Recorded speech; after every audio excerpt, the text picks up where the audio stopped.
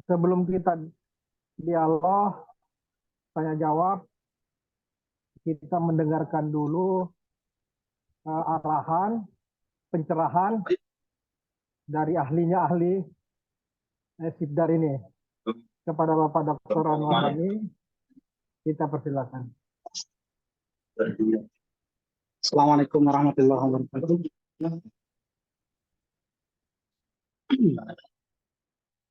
Alhamdulillahirabbil alamin. Shalatu wassalamu ala asrofil anbiya'i wal mursalin wa ala alihi washabihi. Rabbi shrah li sadri wa yassir li amri wahlul 'uqdatam min lisani yafqahu qawli. Yang sama-sama kita hormati Bapak Kasubdit Pendidikan Al-Qur'an, para subkoordinator di Subdit Pendidikan Al-Qur'an, para kasih kabak dari Kanwil Kementerian Agama seluruh Indonesia, para kasih atau kabak dari kabupaten kota seluruh Indonesia. Terima kasih atas waktu yang sudah diberikan kepada kami untuk menyampaikan tindak lanjut dari arahan yang disampaikan oleh Pak Kasubdit tadi.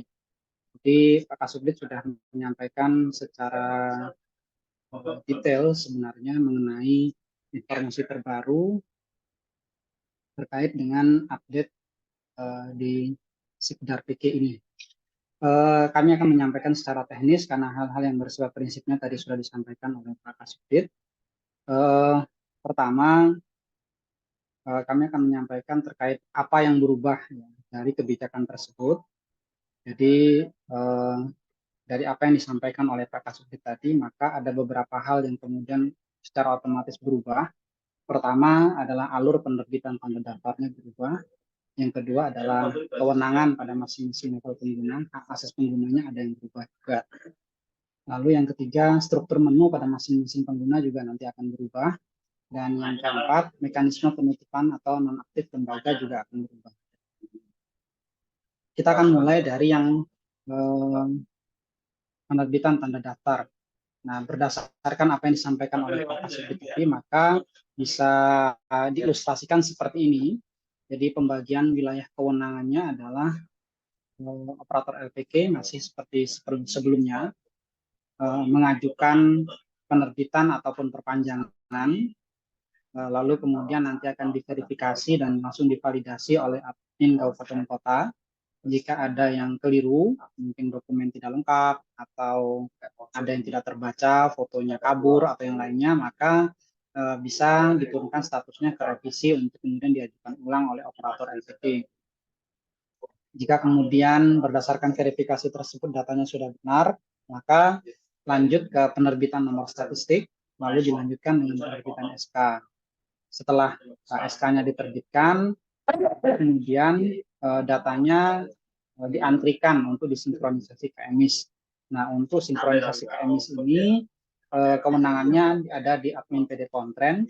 Jadi nanti data yang sudah diselesaikan oleh kabupaten kota otomatis masuk ke dashboard admin Pontren untuk kemudian nanti sebelum dikirimkan ke EMIS akan dicek lebih dahulu, mungkin ada kekeliruan ataupun yang lainnya. Jika ada kekeliruan nanti akan diminta untuk melakukan proses penyesuaian sebelum dikirimkan ke EMIS. Jadi pada saat datanya sudah diterbitkan SK-nya nanti tidak langsung lari ke EMIS, nanti akan dicek dulu oleh teman-teman di pusat untuk kemudian disinkronisasi jika sudah benar dan tidak ada masalah. Nah, selain proses sinkronisasi, di pusat itu juga bisa melihat rekap data secara nasional. Untuk yang Kanwil nanti bisa melihat rekap data di tingkat provinsi saja. Jadi Kanwil dan pusat itu hanya melakukan proses monitoring saja, tidak ada proses verifikasi dan validasi lagi. Semuanya selesai di tingkat kabupaten kota. Hak akses penggunanya, jadi untuk operator LPG itu mengajukan penerbitan tanda daftar baru, mengajukan perpanjangan tanda daftar bagi yang lama, memproses penerbitan e-ijazah bagi PAUTU. Masih seperti yang lama, tidak banyak berubah. Hanya mungkin tampilannya yang akan kita sesuaikan nanti. Jadi ada beberapa usulan juga terkait dengan antisipasi kekeliruan para pengguna. Nanti kita akan tambahkan dan kita sesuaikan di upgrade yang baru. Untuk admin kabupaten kota itu mengelola data operator LPG, melakukan verifikasi pengajuan atau penerbitan tanda daftar, menerbitkan nomor statistik. Jadi kalau selama ini itu ada di pusat, sekarang akan kita kembalikan dan kita berikan kewenangan itu di kabupaten kota, tetapi tetap dengan format otomatis. Jadi tidak ditulis manual, ya, tidak ditulis manual, tapi sudah disediakan nomornya. Jadi nanti tinggal generate saja. Setelah menerbitkan nomor statistik, admin kabupaten kota mengunggah SK tanda daftar. Di skema yang kita buat, SK itu nanti mirip seperti di pusat, jadi satu SK untuk beberapa lembaga. Tetapi monggo nanti kebijakan masing-masing kabupaten kota bisa jadi satu SK satu LPG atau satu SK untuk beberapa LPG. Itu nanti kebijakan di kabupaten kota. Tapi kita sediakan fasilitasnya untuk bisa melakukan satu SK untuk beberapa lembaga. Jadi SK-nya bareng-bareng gitu bisa. Lalu juga yang kita berikan adalah kewenangannya nanti menonaktifkan lembaga LPG secara langsung. Jadi nanti hanya mengisi satu formulir, lalu kemudian mengunggah SK penonaktifan. Nanti langsung otomatis ternonaktifkan.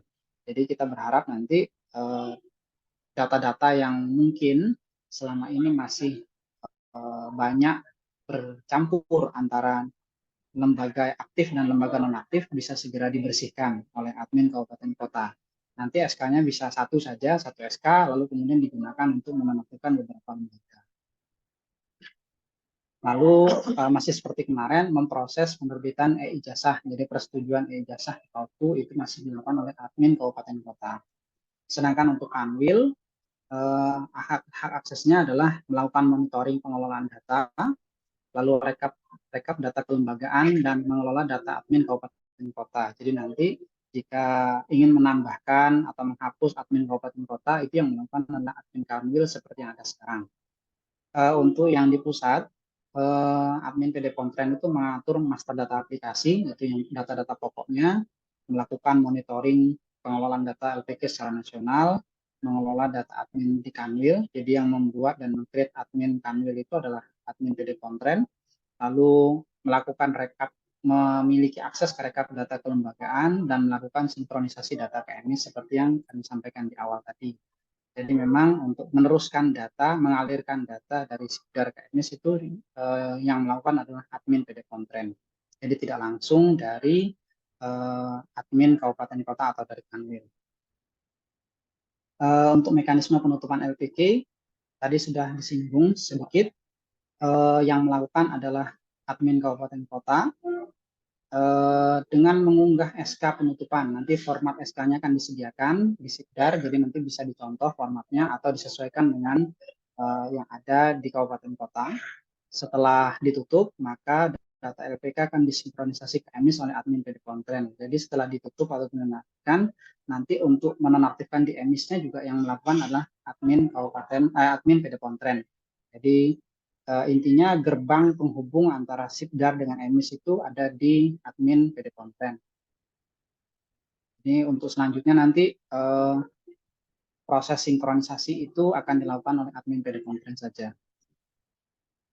Ini timelinenya.